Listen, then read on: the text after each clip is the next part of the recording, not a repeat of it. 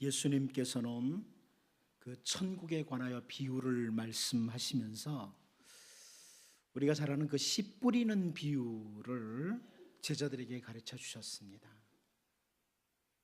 농부가 씨를 뿌리는데 그 뿌려지는 씨가 길가에 떨어지기도 하고 흙이 얇은 돌밭에 떨어지기도 하고 가시떨기 위에 떨어지기도 하고 좋은 땅에 떨어지기도 한다, 이런 표현을 하셨습니다. 근데 그 가운데 그 가시떨기에 떨어진 그 뿌려진 그 씨에 관해서 예수님은 마태복음 13장 22절에서 설명을 해 주시죠. 가시떨기에 뿌려졌다는 것은 말씀을 들으나 세상의 염려와 재물의 유혹에 말씀이 막혀 결실하지 못하는 자요. 세상의 염려와 재물의 유혹으로 말미암아 말씀이 열매를 맺지 못한다, 그런 의미입니다. 특별히 여기 세상의 염려라는 것은 영원한 세계가 아니라 현세 위주의 생각으로 말미암아 찾아오는 염려, 하나님을 놓치고 하나님이 아닌 자기 중심으로 생각함으로 말미암아 찾아오는 마음의 분열을 가리키는 겁니다. 마음의 분열이 되는 거죠.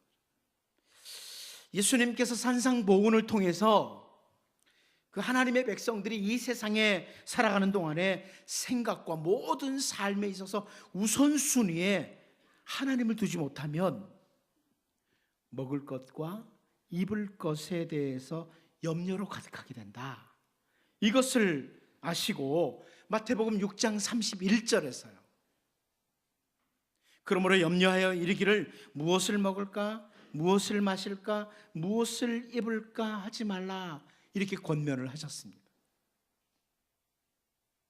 우리는 이 세상의 염려와 재물의 유혹으로 말미암아 넘어졌던 사람, 대표적인 사람을 그 여호수아와 함께 약속의 땅에 진격해 들어가던 아간이라는 사람에게서 볼 수 있습니다.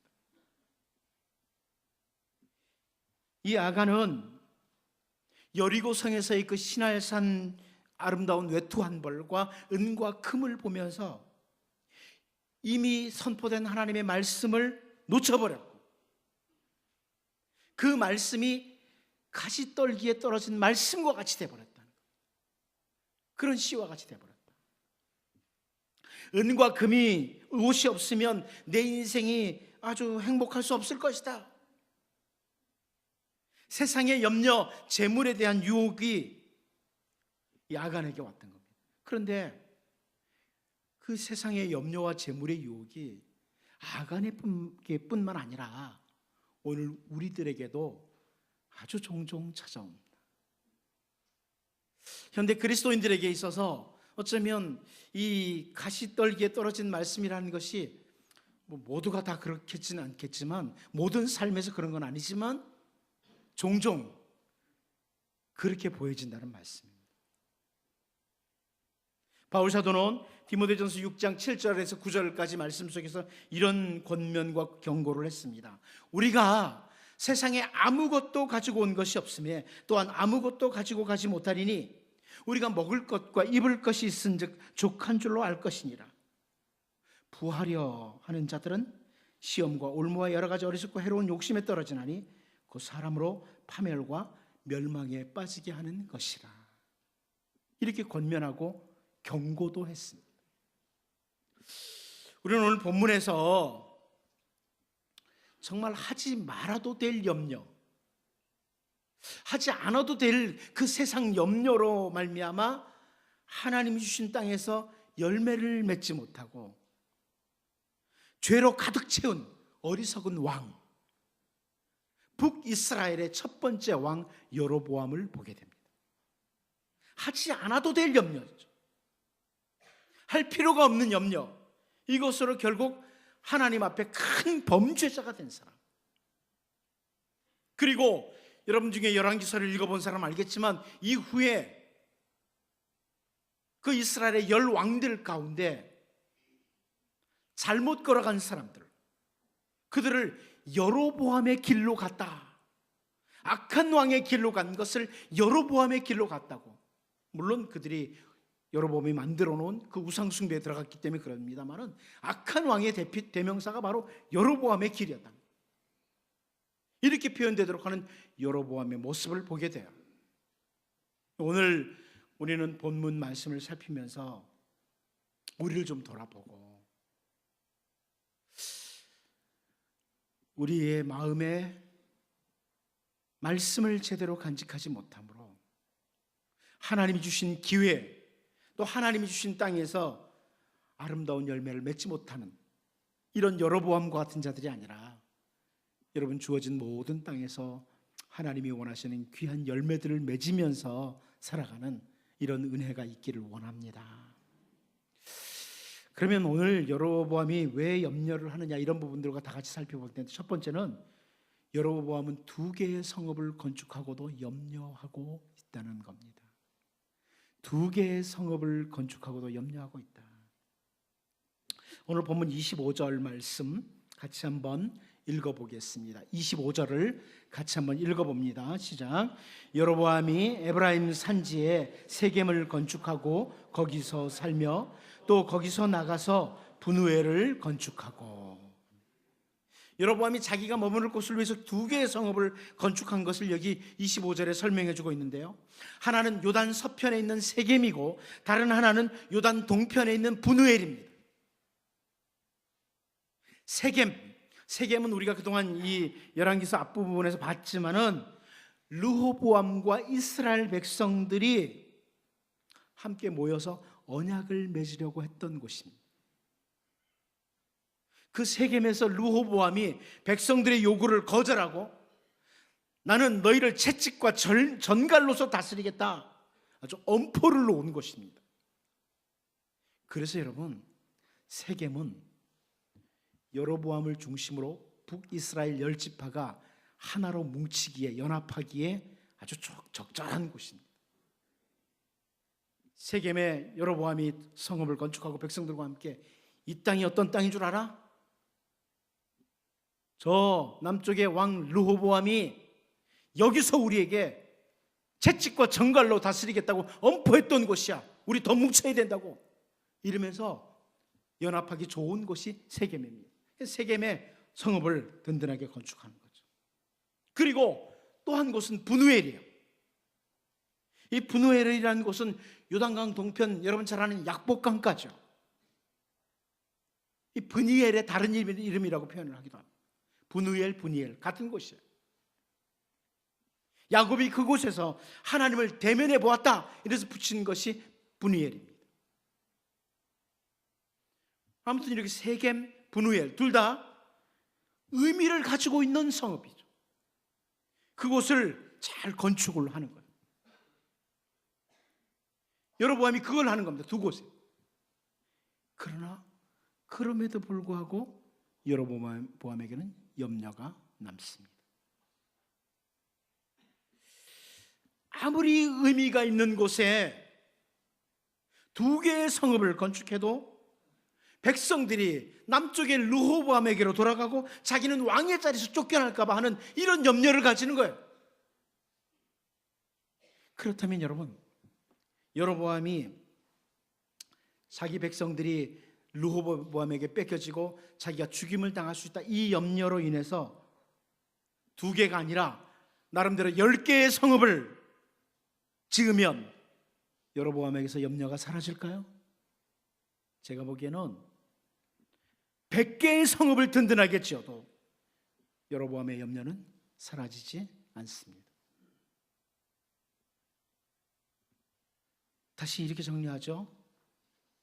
자기의 왕위와 자기의 자리를 견고하게 하기 위해서 2개의 성읍을 의미 있는 곳에, 아니 10개의 성읍을 지었다고 해도 갖지 말아야 될 세상의 염려를 가슴에 품고 있는 여로보암은 평안이 찾아오지 않습니다. 솔로몬은 전도서 5장 10절에서요, 은을 사랑하는 자는 은으로 만족하지 못하고 풍요를 사랑하는 자는 소득으로 만족하지 아니하나니 이것도 헛되도다, 이렇게 설명을 했습니다. 여러분, 아파트를 몇 채 사놓으면 염려가 사라질까요? 재물을 많이 쌓아놓으면 염려가 사라질까요? 2개의 성읍을 건축하고도 불안해하는 여로보암의 모습 속에서 우리를 보아야 됩니다. 오늘 본문의 여로보암에게서 보면서 끝없이 뭔가를 소유함으로 만족을 얻고자 하는 인간의 모습, 하나라도 더 가짐으로 평안을 추구해보고 있겠다고 하는 우리의 모습을 보아야 됩니다. 절대로 내가 많이 가졌다고, 많이 건축을 했다고, 내 소유로 삼았다고 평안이 오는 것은 아닙니다. 2개, 10개, 100개의 성읍을 짓기에 안정이 찾아오는 것이 아니라 쌓을 곳이 없도록 미래를 위해 재물을 준비해 놓는다고 만족이 오는 것이 아니라는 것을 이 여로보암에서 보시면서요, 바울 사도를 통해서 우리에게 권면하신 것처럼 우리가 먹을 것과 입을 것이 있은즉 족한 줄 알고 살아가는 이런 진짜 은혜가, 주님이 주시는 은혜가 여러분에게 있기를 바랍니다. 2번째로, 여로보암은 왜 그러면 염려하느냐? 2개의 성읍을 건축해도 염려하느냐? 의미 있는 곳에 약속을 놓쳤기 때문이에요. 염려의 원인이에요. 여러분, 이거 놓치면 안 됩니다. 약속을 놓치면 염려가 옵니다. 2개의 성읍을 지어도 불안하고 염려가 되는 이유예요. 여러분들이 아무리 많은 것들을 쌓아놓아도 염려가 되는 이유는 약속을 놓치기 때문에. 오늘 본문 26절 같이 한번 읽어보겠습니다. 26절을 봅니다. 시작. 그의 마음에 스스로 이르기를 나라가 이제 다윗의 집으로 돌아가리로다. 무슨 말씀이에요? 여로보암의 마음에 꼭 간직해야 할 약속, 하나님의 약속을 놓쳤기 때문에 이런 염려가 온 거예요. 우리 이미 앞부분에서 살펴봤습니다. 하나님께서 선지자 아이야를 통해서 아주 분명하게 여로보암에게 약속을 해주셨어요. 열왕기상 11장 31절 32절이죠. 여로보암에게 이르되 너는 10조각을 가지라. 이스라엘의 하나님 여호와의 말씀이 내가 이 나라를 솔로몬의 손에서 찢어 빼앗아 10지파를 네게 주고 오직 내 종 다윗을 위하고 이스라엘 모든 지파 중에서 택한 성읍 예루살렘을 위하여 한 지파를 솔로몬에게 주리니. 약속입니다. 변함없는 하나님의 약속이에요. 선지자를 통해서 주신 약속이에요. 10지파 너에게 준다. 무슨 말이에요? 뒤에 보면 알지만 백성들이 예루살렘에 예배하러 간다고 그 사람들이 여로보암의 백성에서 벗어나느냐? 아니라는 거예요. 10지파 하나님이 주신다는 거예요. 이 약속을 놓친 거예요. 특별히 열왕기상 11장 38절에서 이런 든든한 약속을 주시죠. 네가 만일 내가 명령한 모든 일에 순종하고 내 길로 행하며 내 눈에 합당한 일을 하며 내 종 다윗이 행함같이 내 율례와 명령을 지키면 내가 너와 함께 있어 내가 다윗을 위하여 세운 것 같이 너를 위하여 견고한 집을 세우고 이스라엘을 내게 주리라. 확실한 약속입니다. 하나님의 약속입니다. 견고하게 세워주겠다는 하나님의 약속이에요. 여로보암이 2개의 성읍을 건축한다고 해가지고 나라가 견고하게 되는 것, 자기가 견고하게 되는 게 아니라 하나님이 견고하게 세워준다는 약속이에요. 약속을 붙들고 있어야죠. 여러분은 이 하나님의 약속을 따라서 하나님의 명령에 순종하려는 자세, 그 마음에 하나님의 말씀이 자리를 잡도록 하면 참 좋았죠. 그런데 왕의 자리, 자기의 안정, 여기에만 관심을 두다 보니까 하나님의 약속을 놓친 겁니다. 여러분, 우리가 그렇습니다. 내 지금 삶의 자리, 나의 안정, 이것만 관심 가지면 하나님의 약속을 놓칠 때가 많습니다. 하나님의 약속을 놓치는 거예요. 노아 홍수 후에 하나님께서 창세기 9장 11절에서 약속을 주십니다. 내가 너희와 언약을 세우리니 다시는 모든 생물을 홍수로 멸하지 아니할 것이라. 땅에 멸할 홍수가 다시 있지 아니하리라고 하나님이 약속을 주셨습니다. 땅을 멸할 홍수입니다. 가끔 어떤 사람들이 저에게 물어봐요. 목사님, 다시는 홍수 없댔잖아요. 근데 요즘 홍수 있잖아요.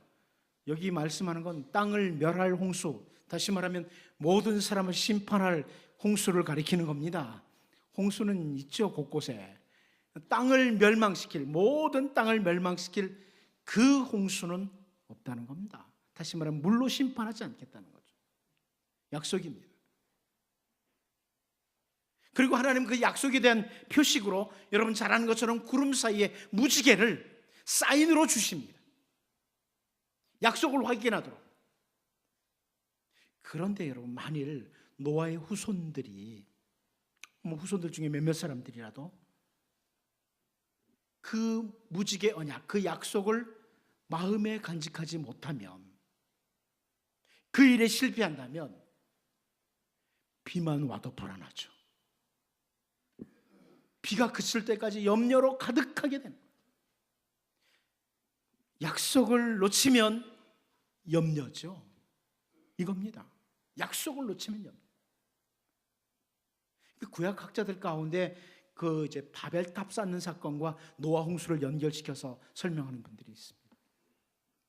창세기 11장 4절에서 또 말하되 자 성읍과 탑을 건설하여 그 탑 꼭대기를 하늘에 닿게 하여 우리 이름을 내고 온 지면에 흩어짐을 면하자 하였더니 이렇게 표현하고 있는데 이게 무슨 말이냐? 혹시 물로 하나님이 또 심판을 한다고 해도 우리 탑 꼭대기를 하늘에 닿게 하자. 비 많이 올려면 와봐.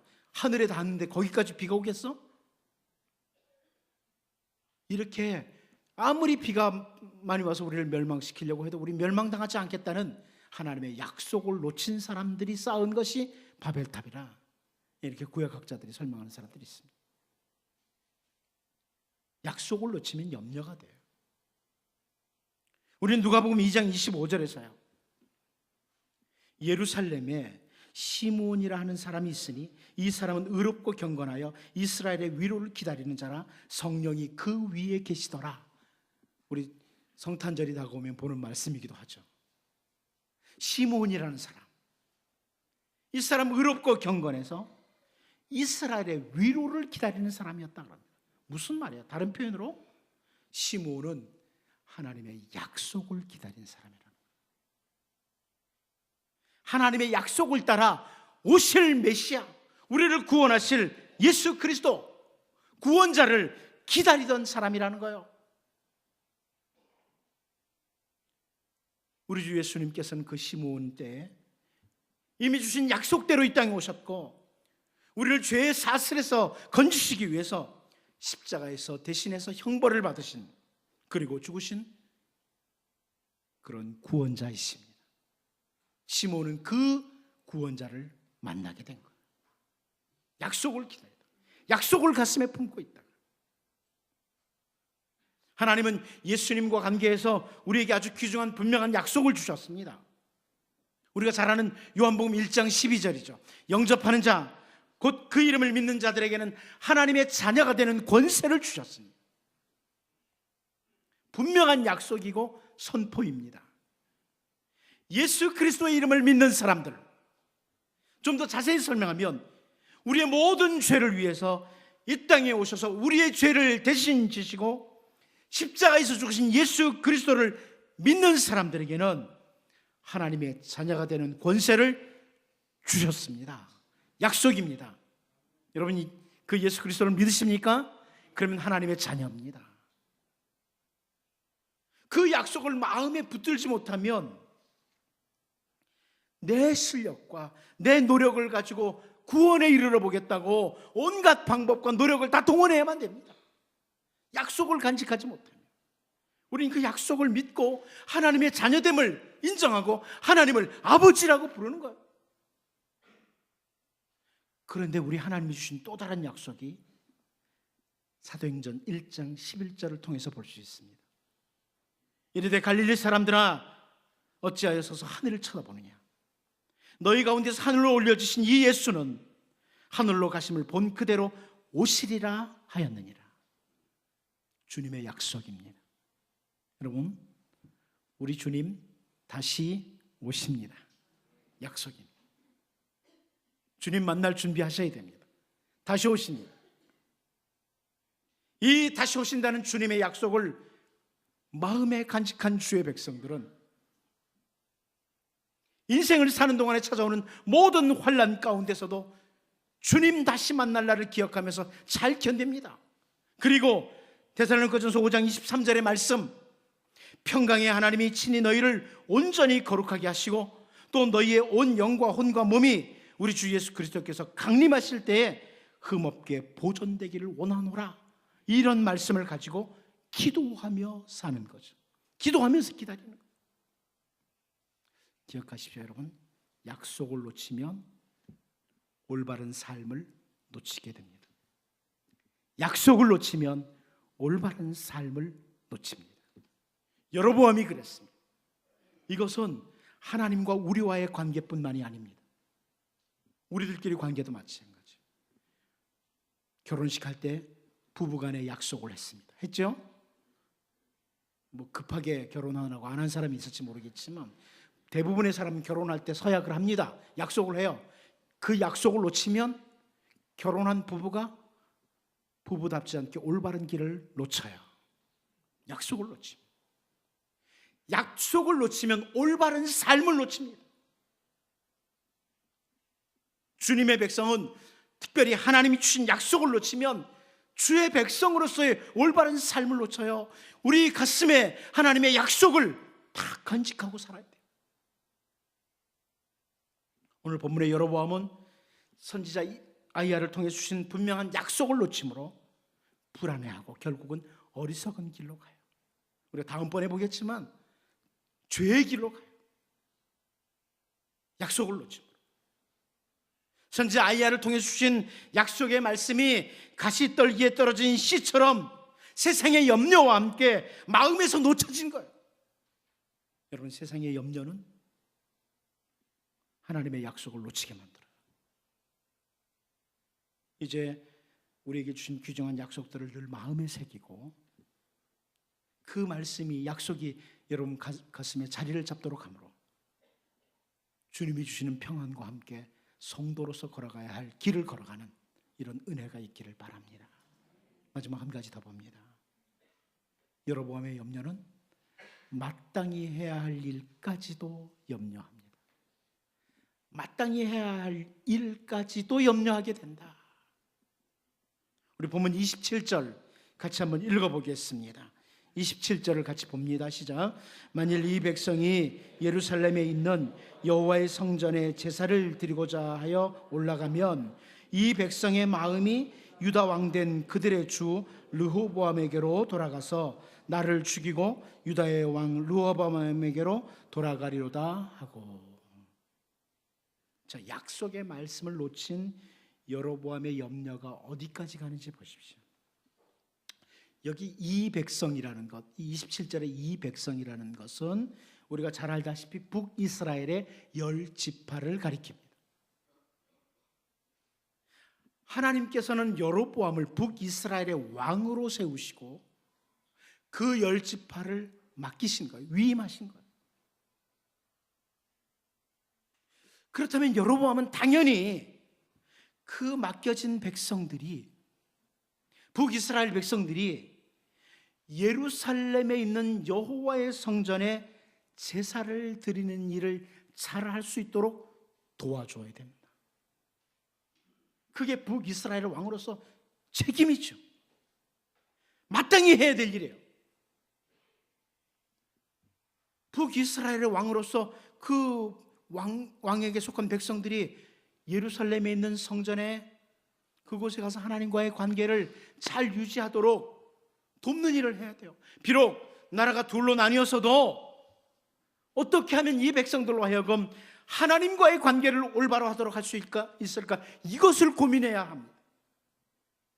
그런데 하나님의 백성들이 하나님께 마땅히 해야 될 그 일, 예루살렘 성전에 가는 그 일로 인해서 나 이거 손해가 오는 것 아니야?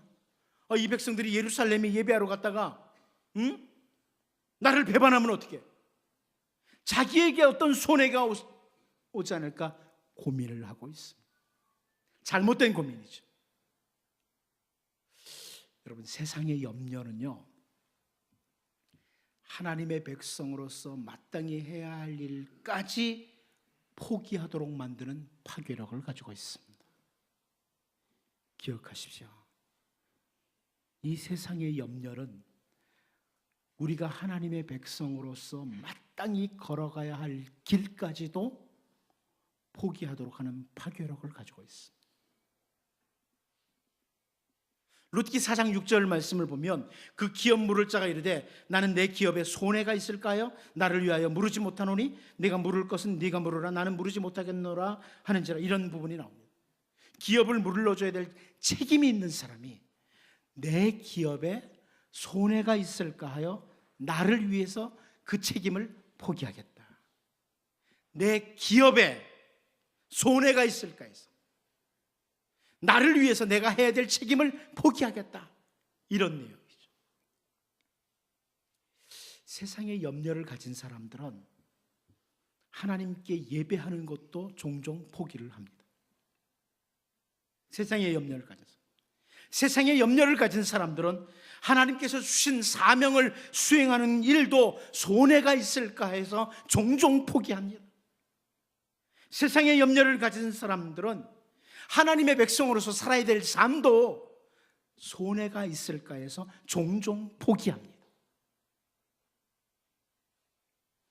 이 세상의 염려는 하나님의 백성으로서 마땅히 걸어가야 될 길을 포기하도록 만드는 파괴력을 가지고 있습니다.